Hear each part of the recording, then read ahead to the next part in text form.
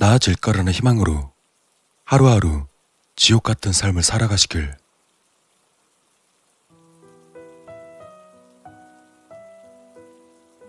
태양은 강하게 내리쬐고 있었다. 보통 사람이라면 찌는 듯한 더위로 불쾌지수가 올라갈 법한 날씨였다. 하지만 6년 만에 바깥 공기를 마시는 상준의 입장에선 여간 따사로운 것이 아니었다. 상준은 주위를 한번 휙 돌아보더니 눈을 감고 팔을 벌리고서 하늘을 바라봤다. 오랜만이다. 교도소에 수감된 지 어언 6년이 지났다. 그는 모범수로 수감 생활을 마치고 집으로 돌아갈 치비 중이었다. 어엿한 사회인이 된다는 생각에 상준은 들뜨기도 했지만 한편으론 끝을 맺지 못한 매듭이 자꾸만 맘에 거슬렸다. 그는 퇴소하면서 받은 자신의 물품 중에서 양복 안주머니로 고이 넣어두었던 무언가를 손끝으로 쓰다듬었다. 어이, 이보슈! 상준이 뒤를 돌아보았다. 그곳엔 70 남짓 해보이는 노인이 불편한 다리를 바삐 놀리며 상준을 향해 걸어오고 있었다. 노인이 들고 있는 보따리와 수척한 얼굴, 그 역시 수감 생활을 막 끝마치고 나온 사람이라는 걸 여지없이 보여주고 있었다. 무슨 일이신가요? 상준은 최대한 공손하게 노인에게 말했다. 혹시 그 자네도 찾아오는 가족이 없어서 셔틀버스로 서울까지 가는 젊은인가? 노인의 말에 상준의 눈썹이 약간 흔들렸다. 잊고 있었던 사회에서의 기억이 떠오르는 듯했다. 상준은 잠시 멍하니 노인을 쳐다보았다. 예, 맞습니다. 참 잘 됐구만. 그래, 내가 보다시피 눈이 잘 안 보여서 말이야. 셔틀버스까지 같이 가주면 안 되겠나? 처음 보는 노인과의 동행이 마음에 들지 않는 상준이었지만 찌는 더위와 막막한 현실 앞에서 잠시라도 말동무를 얻는 것이 나쁘진 않겠다고 생각했다. 뭐 나쁠 건 없죠. 고맙네, 젊은이.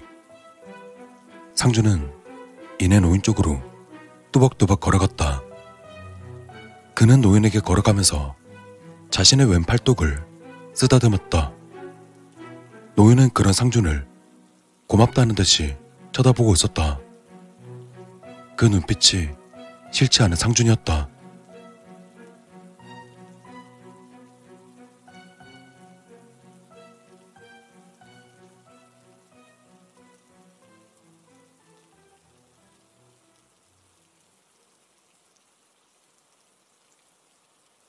셔틀버스는 상당히 작은 크기였다.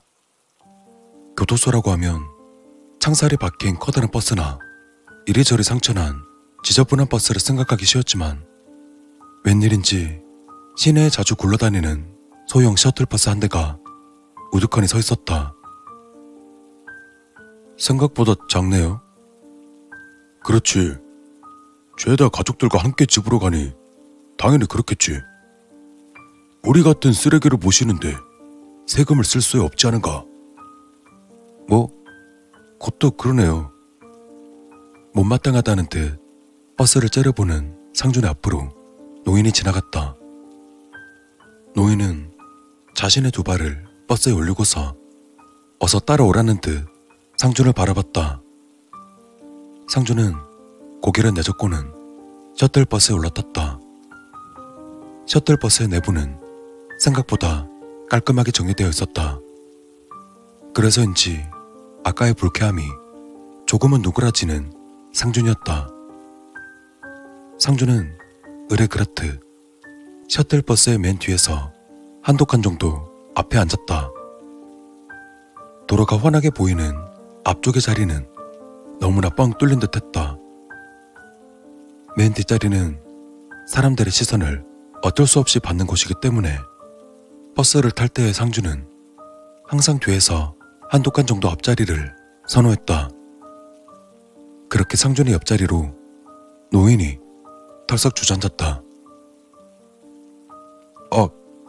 같이 앉으시게요?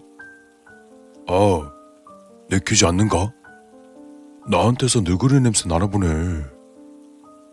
썩 내키진 않았지만 웃는 얼굴에 침 못 뱉는 법이라고 상준은 웃어 보이는 노인에게 잇몸을 씩 드러내 보이고는 창가에 시선을 맞췄다. 창문으로 보이는 자신의 얼굴이 왠지 모르게 슬퍼 보여서 상준은 소매로 창문을 두어 번 닦아내었다. 하지만 닦이는 것은 먼지뿐이었다. 상준의 얼굴은 여전히 슬퍼 보였다. 다 탔으면 출발할 테니 움직이지 마쇼. 버스 기사의 우렁차 소리를 들으며 셔틀버스가 요란하게 흔들렸다. 상준은 아직도 창문에 비친 자신의 얼굴을 소매로 닦아내고 있었다. 노인은 그러한 상준을 말없이 바라보고 있었다.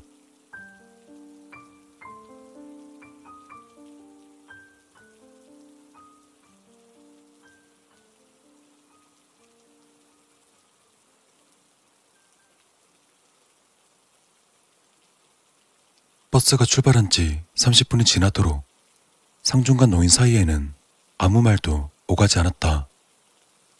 상준이 창문 쪽으로 고개를 돌리고 있던 탓도 있었겠지만 무엇보다 노인이 멀미를 하는 듯 했기 때문이다. 저기, 참 말하기 미안한데 내가 멀미가 좀 심해서 말이야. 자네, 앞쪽으로 옮기면 안 되겠나? 네? 상준은 기가 찰 노릇이었다. 마치 이 노인은 상준을 자신의 보호자라고 생각하는 듯했다. 상준은 거절하려고 입을 떼었지만 자신의 소매를 붙잡고 있는 노인을 보니 돌아가신 자신의 어머니가 생각나 선뜻 거절하지 못하고 있었다. 그러다 상준이가 거절할 마음이 없다는 걸 알아챘는지 노인은 자신의 짐을 한 손에 들고서 상준을 잡아 끌었다. 어쩔 수 없이 자리를 옮기는 상준이었다. 거기들, 차 운전하는데 돌아다니지 마쇼. 그거 다치면 괜히 나만 복잡하니까. 이봐요, 기사 양반. 버스 기사에게 욱하는 상준을 말리는 노인이었다.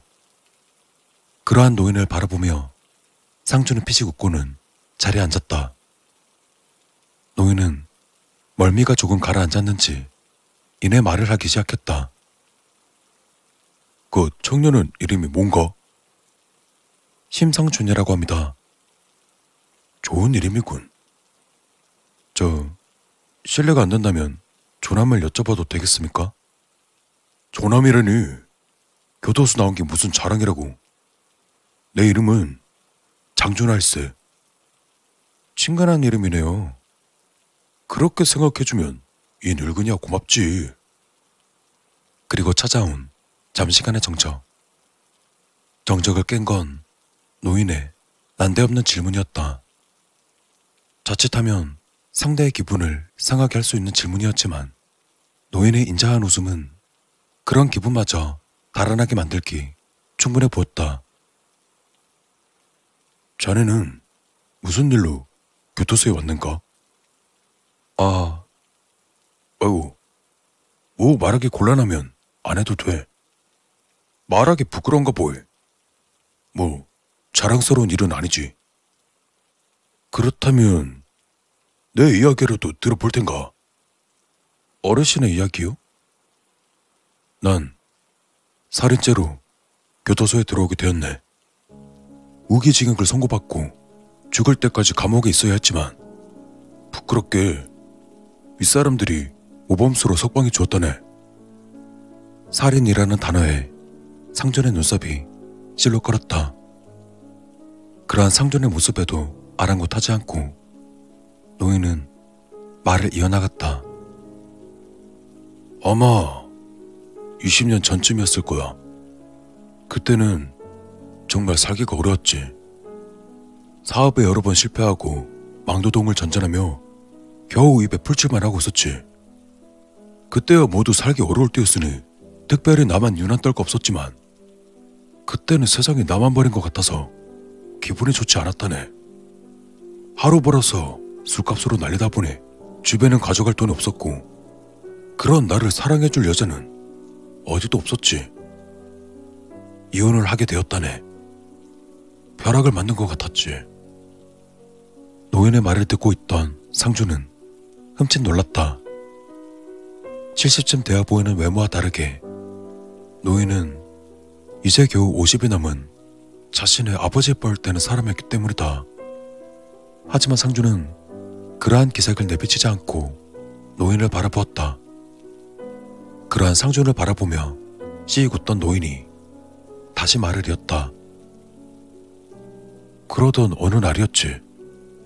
길을 걸어가는데 웬 술 취한 청년이 자신의 집으로 들어가는 게 눈에 보이는 것이 아니겠나. 그런데 술에 많이 취했는지 문을 못 열더라고. 처음엔 순수하게 도와주려고 가서 문을 열어주었지. 그런데 슬쩍 보이는 거실의 풍경이 그래, 부자였지. 아니, 솔직히 부자인지는 모르겠지만 나보다 부유한 건 확실해 보였네.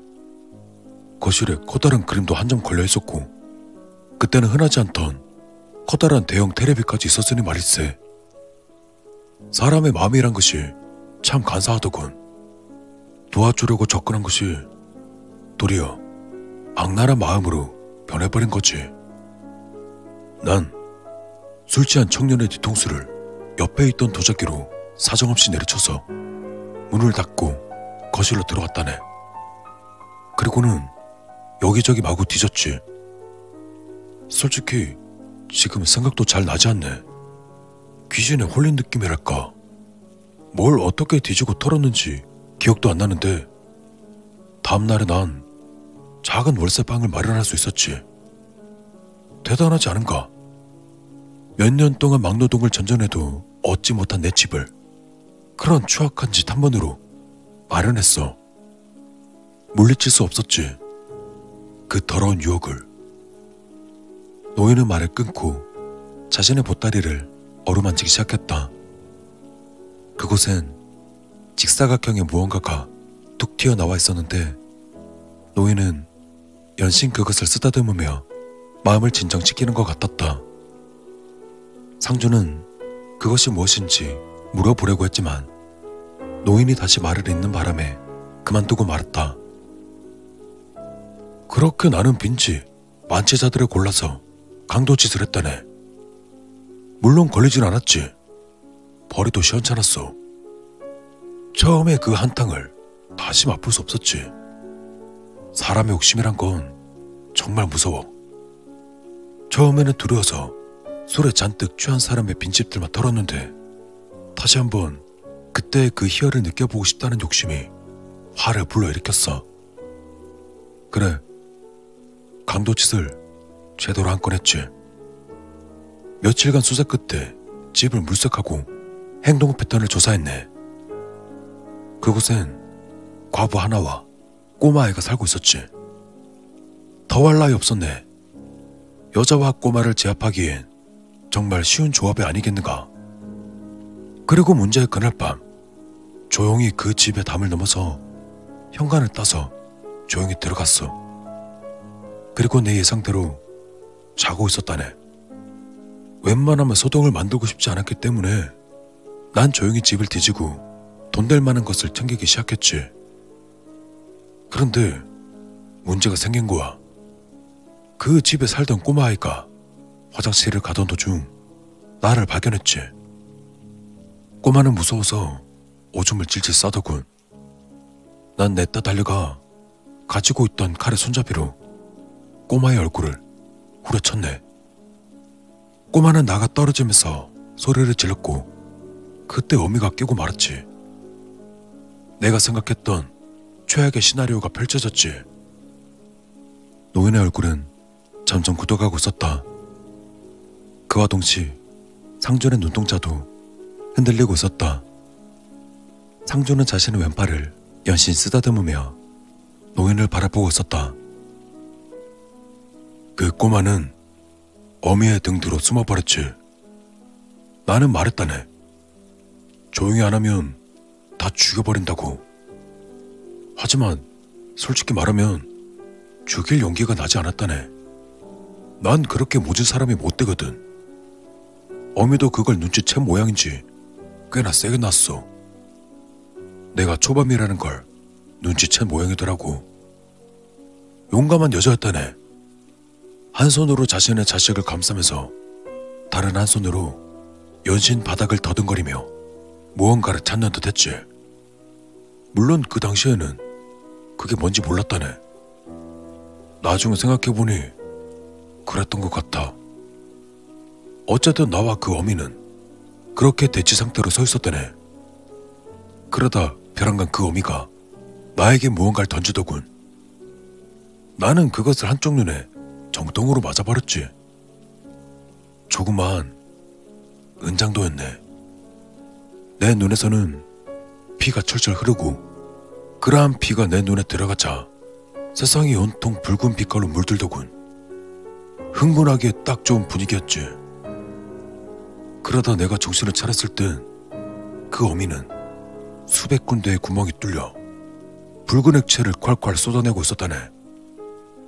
돌이킬 수 없게 되어버린 거야. 어쩔 수 없었지. 나는 어서 그 자리를 벗어나야겠다는 생각에 창문으로 도망가려 했어. 그런데 그때 시체 뒤에서 뭔가가 바사락거리는 것이 아니겠는가. 그때 불현듯 뭔가가 떠올랐지. 내 새끼가 있었구나.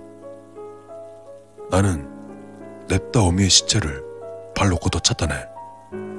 그 뒤에 아까 그 꼬마가 바들바들 떨고 있더군.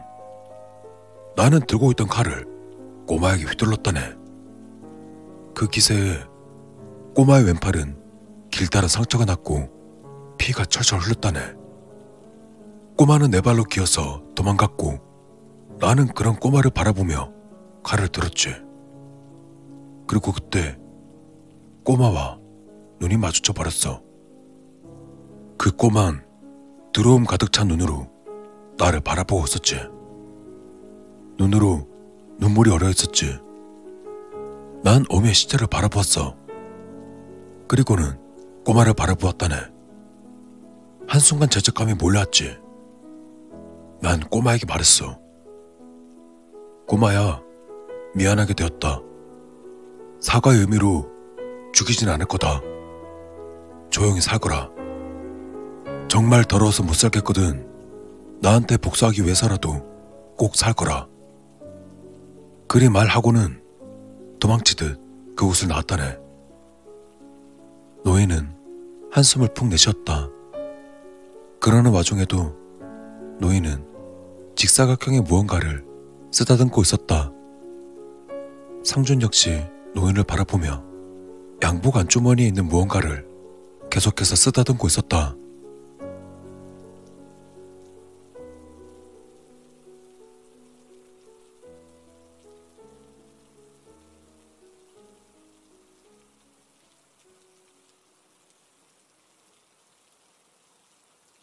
휴게소에 도착했으니 볼일 보고 좀 쉬다 오슈. 1시간 정도 뒤에 출발하니까 늦지 마유. 버스 기사의 목소리에 승객들은 제각기 갈 길을 가려고 버스에서 하차했다. 노인처럼 보이던 준하와 상준 역시 버스에서 내렸다. 그들은 각자 화장실을 갔다 와서는 식품 코너로 향했다. 준하는 자신의 고의 성사가 계속 마음에 걸렸는지 연신 바닥만을 보고 있었고, 상준은 그런 준하를 보며 가슴을 어루만지기에 급급했다. 식품 코너에 도착한 뒤 그들은 각자 먹을 것을 시키고는 야외 벤치에 걸터 앉았다. 그리고는 몇 분간 아무 말 없이 자신들이 시킨 음식을 꾸역꾸역 입에 넣기 시작했다. 그러한 고요를 깬 것은 다름 아닌 상준이었다. 저는 강도상으로 잡혀왔습니다. 상준의 말에 노인이 흠칫하는 듯 했다. 아마 자신과 비슷한 재질의 놀랐을 것이다. 상주는 그러한 노인을 바라보지 않은 채 자신의 말을 이어나갔다. 부유한 환경에서 자란 제 인생은 부모님이 이혼하고 그 뒤로 꼬이기 시작했습니다. 집은 점점 작아졌고 옷은 점점 허름해져 갔습니다. 하지만 어머니는 그 빌어먹을 허세심 때문에 항상 집은 삐까뻔쩍하게 꾸며주셨습니다. 전 그러한 어머니가 못마땅했지만 마땅히 의지할 곳도 없으니 그냥 넘어갔습니다. 그러던 어머니가 돌아가시니까 저는 살 길이 막막해졌습니다. 그리고 전 고아원에 보내졌습니다. 전 그곳에서 적응하지 못했습니다. 결국 13살이 되었을 때 고아원을 도망쳐 나왔습니다. 그렇게 지하철역을 전전하며 살아가다가 앵벌이 단체에 잡혀 들어가게 되었습니다. 그곳에서 정말 개처럼 부려지며 돈을 상납해야만 했습니다. 근데 저에게 떨어지는 몫은 하루치의 양식과 오포가 다였습니다. 그래도 죽이진 않으니까 멍청하게 다행이라고 생각했습니다. 하지만 영감님 말대로 죄송합니다. 아저씨 말대로 사람이란 게 참 간사하더라고요. 매일매일 돈은 수십만 원씩 버는데 나한테 떨어지는 게 한 푼도 없다는 사실이 저를 조금씩 자극했습니다. 그러다 결국 전 앵벌이한 돈을 다 들고서 튀어버렸습니다. 그리고 그 돈으로 먼 타향까지 이동해왔습니다. 그리고는 한 가지 목표를 이루기 위해서 개같이 벌어먹고 살았습니다. 강도질도 서슴지 않았고 절도, 강간, 사기 안 한 게 없었습니다.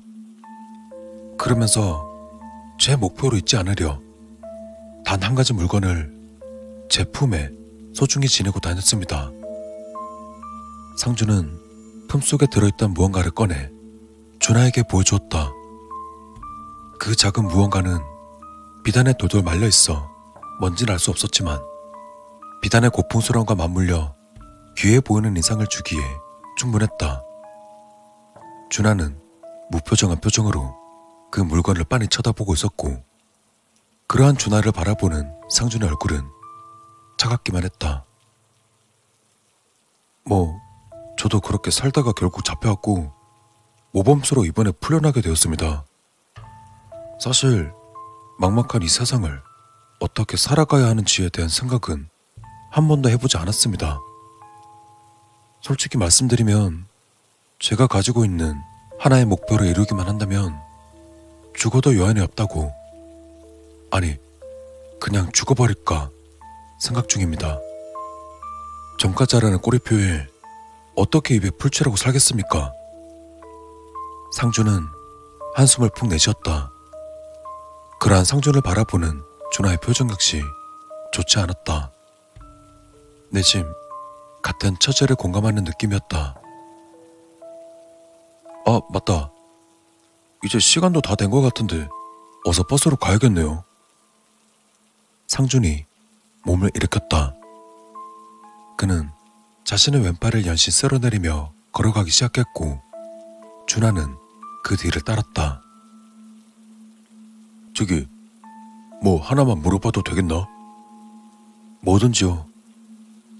그 팔 왜 자꾸 쓰다듬지? 아까부터 자꾸 긁던데. 이거요? 별거 아니에요. 상처가 하나 있는데 오늘따라 자꾸 따갑네요. 상준은 준하를 향해 씩 웃어 보이고는 버스를 향해 걸어갔다. 그러한 상준을 쳐다보는 준하의 눈빛이 미묘하게 흔들리기 시작했다.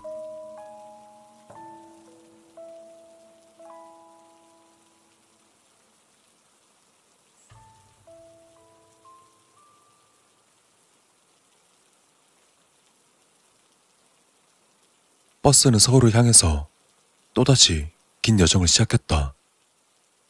버스가 출발하는 동안 그리고 서울로 향하는 내내 두 사람은 아무 말도 않은 채 창밖을 바라보았다. 아까와는 다른 분위기에 준하와 상주는 거부감이 들긴 했지만 서로가 말하기를 꺼려하는 탓이었다. 그렇게 둘은 아무 말도 나누지 않았다. 이따금씩 가끔 팔을 쓰다듬는 상준을 쳐다보며 한숨을 내쉬는 준하의 모습이 그들의 의사소통이었다. 그러다 어느덧 버스는 동서울 터미널에 도착했다. 둘은 약속이라도 한 듯 화장실로 향했다. 그날따라 화장실에 사람이 없었다. 개미새끼 한 마리도 보이지 않았다. 화장실의 풍경을 바라보는 준하의 얼굴은 굳어졌고 반대로 상준의 표정은 한결 가벼운 듯 풀어졌다. 둘은 아무 말 없이 소변을 부었다. 준하가 먼저 세면대로 향했다. 그러한 준하의 뒤를 바라보며 상준은 가슴에 고이 모셔두었던 무언가를 비단에서 풀어헤쳤다. 그곳에는 반짝거리며 빛이 나는 조그마한 무언가가 들려졌다. 상준은 그것을 꺼내 왼손에 쥐고는 준하의 뒤로 다가섰다. 그러한 상준의 행동을 모르는지 준하는 연신 세면대에서 차가운 물을 얼굴에 치댈 뿐이었다. 상준이 그렇게 준하의 뒤에서 왼손을 치켜 올리던 그때 준하가 말했다. 나에겐 딸이 한 명 있다네. 내 보따리 말일세. 딸 아이의 사진이 들어있지. 순간 상준의 손이 멈칫했다. 상준의 내리에 준하의 보따리와 그 안에 쌓여있던 네모난 무언가, 그리고 말을 하는 내내 보따리를 쓰다듬던 준하의 모습이 떠올랐다. 날 기다리고 있을 걸세. 20년 동안 혼자서 힘들었겠지. 날 받아들여 줄지는 의문이네. 하지만 그래도 준하는 어깨를 들썩였다. 상준은 그러한 준하를 물끄러미 바라보았다. 그때 상준의 눈에서는 준하의 어깨가 마지막까지 자신을 보호하려던 어미의 어깨와 겹쳐 보이는 듯 했다. 상준은 왼손을 몇 번 들락날락 하더니 이내 아래로 떨구었다. 상준은 휙 돌아서 화장실에 나섰다. 준하는 그런 상준을 아는지 모르는지 연신 세면대에 얼굴을 묻고 있었다. 사시길 바랍니다. 딸과 함께 죽은 듯 사시길 바랍니다. 무슨 일이 있더라도 꼭 사시고 설사 사는 것이 지옥 같고 똥통에 빠지는 치욕을 겪더라도 꼭 사시길 바랍니다. 하루하루 죽을 것 같은 지옥 속에서 천사들의 천국을 떠올리면서 그렇게 사시길 바랍니다. 나아질 거라는 희망을 품고 죽은 듯이 악착같이 꼭 사시길 바랍니다. 그리고 그 모든 고통을 다 참고 견뎌내시길. 상준은 화장실에 나서며 준하에게 나지막하게 속삭였다. 준하의 어깨가 멈추었다. 상준은 그러한 그를 보며 한숨을 내쉬고는 밖을 나섰다. 상준은 화장실 앞에 있던 쓰레기통으로 자신이 왼손에 쥐고 있던 걸 집어 던졌다. 상준의 손에서 떠나간 무언가는 쓰레기통 외벽을 맞추고는 땅바닥에 떨어져 마찰음을 내었다. 상준은 그것을 물끄러미 바라보았다. 그곳에는 피가 굳었는지 검붉은 얼룩이 새겨져 있는 조그마한 은장도가 떨어져 있었다. 상준은 화장실에서 멀어져 갔다. 멀어지는 상준의 뒤를 준하가 물끄러미 바라보고 있었다. 하늘에는 아사라의 땅거미가 가라앉고 있었다. 벼랑간 불어오는 바람에 상준의 셔츠가 펄럭였다. 상준은 바람을 가리려는 듯 왼손을 자신의 이마에 가져다 대었다. 그 겨를에 상준의 왼소매가 펄럭였다. 그곳에는 길게 칼로 베인 듯한 상처가 자리 잡고 있었다. 하지만 더 이상 그 상처는 쓰라리지 않았다.